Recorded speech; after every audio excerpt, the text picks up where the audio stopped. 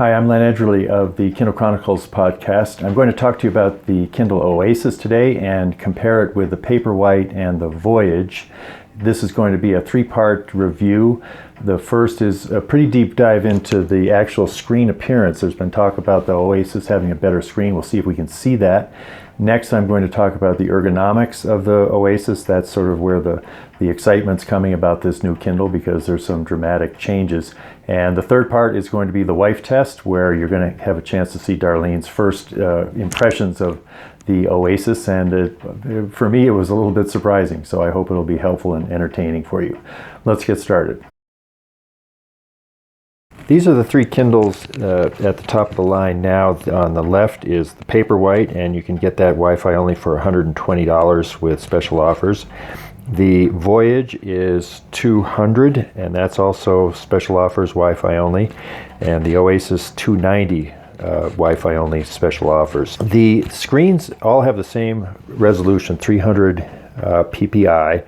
And there was some discussion at the Amazon briefing that I attended in New York City saying that the Oasis here on the right had better contrast, specifically whiter whites. I think pretty clearly the resolution is similar enough on these three devices that you're not going to spend $170 more to get the Oasis just because it's slightly whiter. Now, that said, I do think I can see a difference. I'm going to see if I can bring in the view here a little closer and see if you can see the difference. And the other thing I'm going to do is turn off the light on my desk so that you're looking at the light. Now, I've got each of them set at the same font, same book, and at the same brightness. They're all on maximum screen brightness. What I'm looking in with my naked eye, as opposed to looking through the camera, I see a slightly more white background on the Oasis than I do on the Voyage. And on the Paperwhite, if you compare that with the Oasis, I think it's a little bit more pronounced that the white on the Oasis is noticeably whiter than what you see on the Paperwhite. You get one thing that's important to know in terms of the screens is that if you do have a Voyage and you use the auto brightness setting, which you can see there, that's not available on the Oasis. If you go into the brightness screen on the Oasis, you're not going to see the auto setting. You just see the bar, and if you tap and hold, you go to the maximum, or if you tap and hold here, you go to the minimum. So if that auto brightness is something that you like a lot, you might want to stick with the Voyage, because on the Oasis that doesn't exist. So I think in terms of the screen comparisons, I think Amazon has gotten pretty close to perfection on how the screens look in terms of the clarity of the type, and there's these three top Kindles are very similar on that dimension. So if you're going to spend $170 more to get the new Oasis, it's going to be for a different reason, and that's what we'll talk about next. Ergonomics is a fascinating art, and the feel of these three Kindles shows that it really people make, especially on something that's as intimate as an e-reader. And as Amazon says, the goal has been to make them basically disappear so that you're going right into the story when you're reading. They each have different solutions to that challenge, and we'll take a look at them now. The most basic part of ergonomics when it comes to e-readers is the weight. And in the weight department, the three Kindles we're looking at have noticeable differences. The Paperwhite weighs about 2 ounces more than the Voyage, and the Voyage weighs about 2 ounces more than the new Oasis. Beyond that, the main feature that Amazon has taken different strategies to is the turning of the page. And when it comes to the Paperwhite, let's move looking at the Paperwhite itself. There are no physical mechanisms outside of the screen to advance the page on the Paperwhite. It's all done on the screen itself. There's kind of a big tap zone here, so if I tap anywhere in this area, it's going to go to the next page. If I tap over here on the margin, it's going to go to the previous page. The other two Kindles have that same ability to move the page by tapping the screen.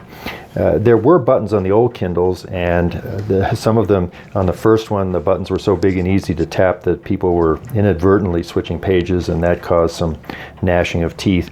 So there was a move away on the touch from having, and the paperweight from having physical buttons. On the Voyage, there was a return to physical ability to move the pages, and there are these kind of press areas on the side of the Voyage, and you can see them, they're on each side. There's a long one here for next page, and there's a little dot for previous page. The Voyage has a flat screen. There's no recess to the screen, and these squeeze areas simply exist on the same plane as the screen. It's not an actual physical button that you can see. It's somewhat of a pleasing mechanism. When you press it, you feel a little haptic response, but you have to get it just right. And a disadvantage of this is that if you're reading at night and you can't see these indications, you're not really sure where to squeeze in order or the previous.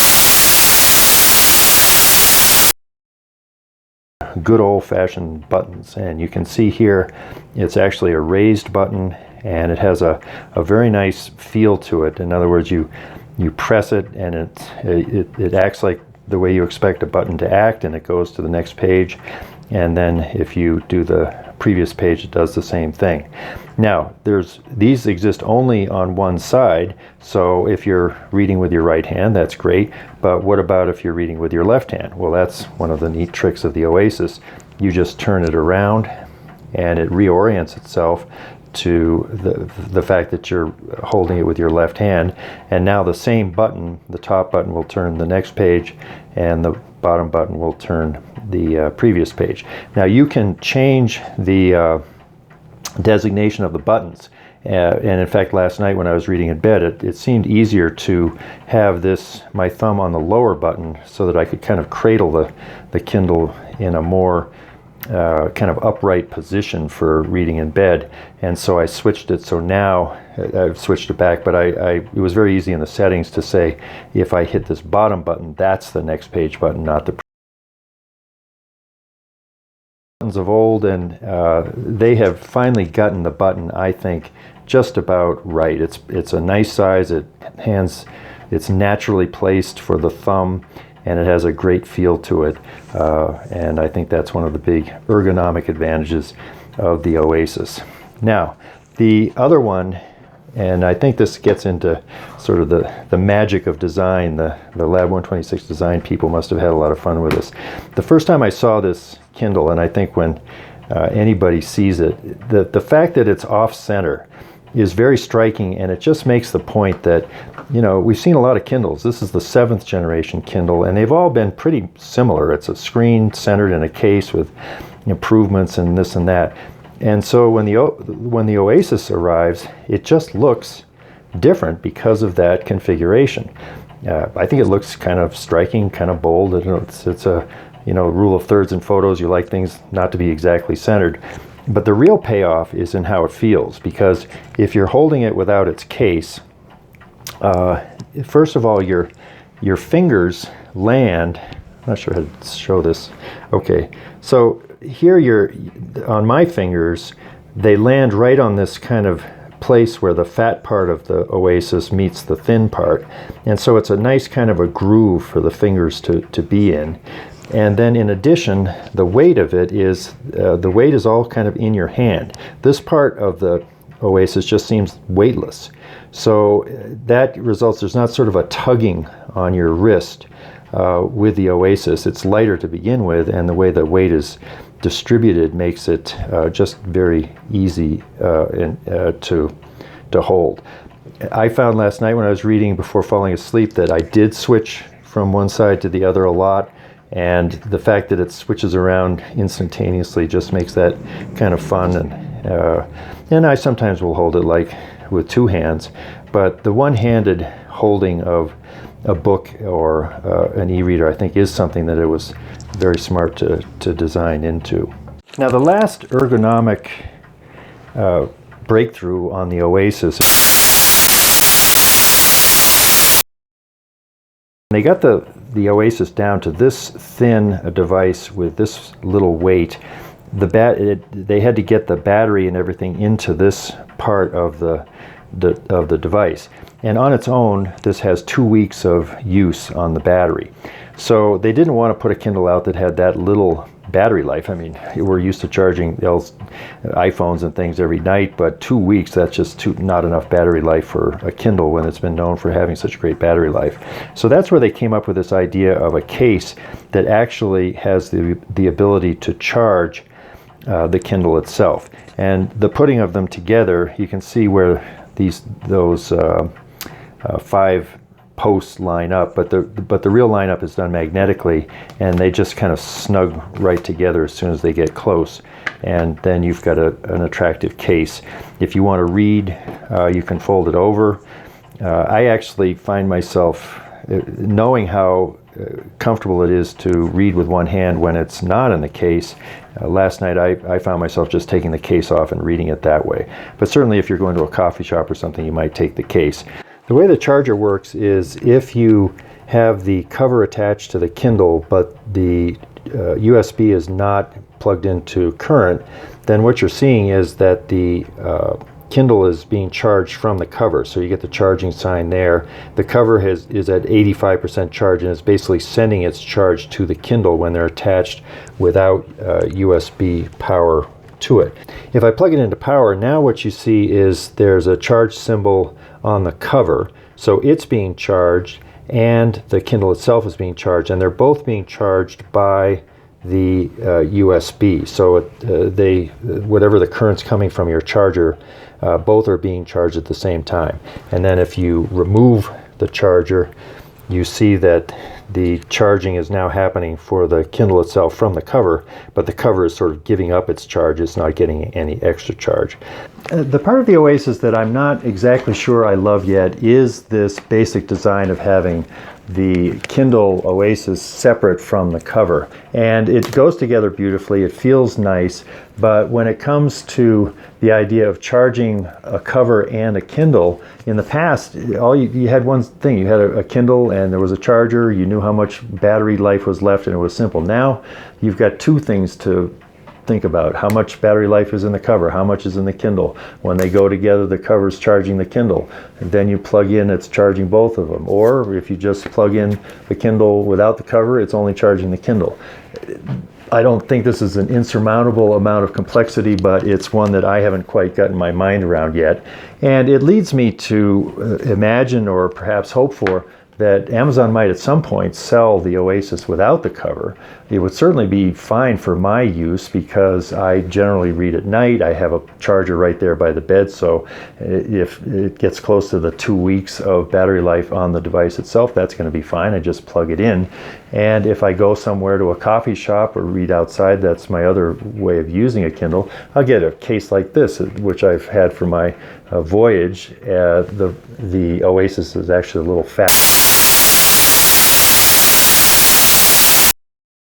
And if you did that, you could have a lot, I'm sure it would eliminate a lot of cost in making it. And so instead of $290 for the Wi-Fi only, maybe it gets down to be closer to $200, which is what the Voyage costs. So that might be something that's out in the future.